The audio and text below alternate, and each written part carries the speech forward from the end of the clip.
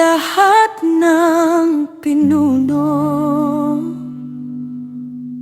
ay nakikita ang sakit.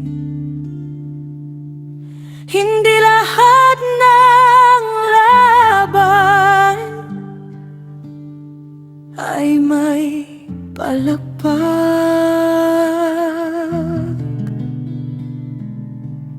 pero may mga taong patuloy na tumatayo.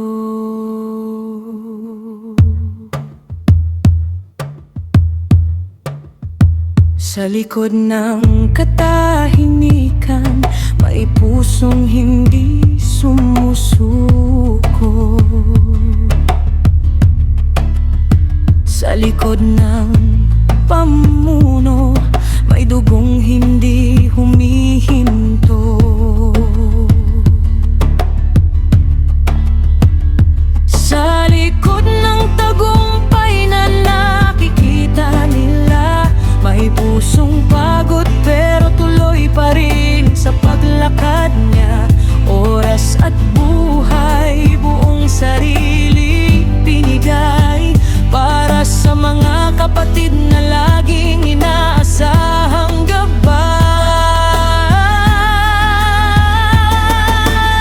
Hindi palakpak ang palaging naririnig, kundi batikos na parang punyal na pumipitik. Ngunit sa bawat sugat na tahimik na tinatanggap, mas pinipiling tumindig kahit ang mundo'y lumagpas.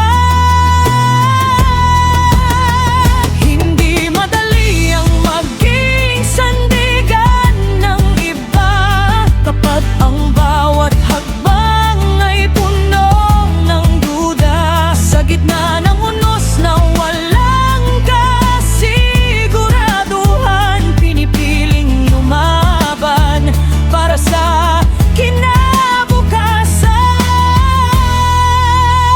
Kahit mundo'y tila laging laban sa daan, tuloy ang lakad kahit luha'y dumadaloy sa kamay. Sa bawat sakit na tahimik na kinikimkim sa dibdib, may pangakong hindi kailanman maglalaho sa isip. Para sa kapatid, para sa pangarap na buo, kahit masaktan, magpapatuloy hanggang dulo. May mga gabing hindi na niya alam ang pahinga. Isip at puso'y puno ng responsibilidad na dala-dala.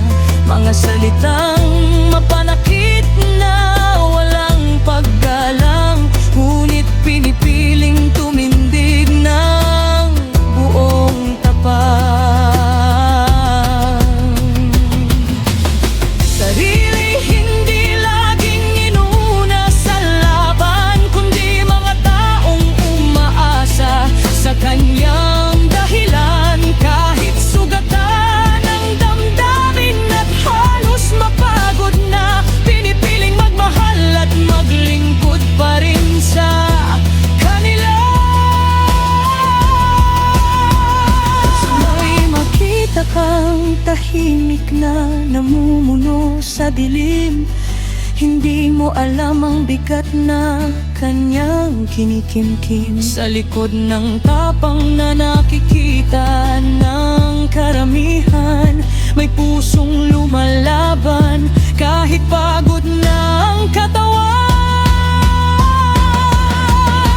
Kahit mundo'y tila laging laban sa daan, tuloy ang hakbang kahit sugat ay ramdam sa katawan. Sa bawat bruhon tahimik na bumabagsak sa gabi, may pangakong para sa lahat ay hindi mabubuhay.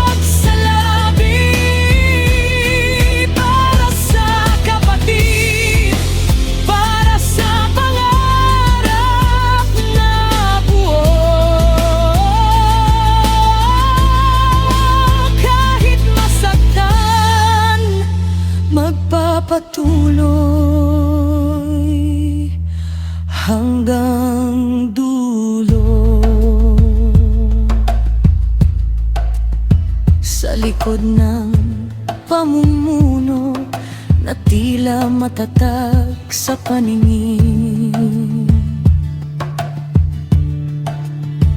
May pusong sugatan pero hindi kailanman bigitang sa hangarin.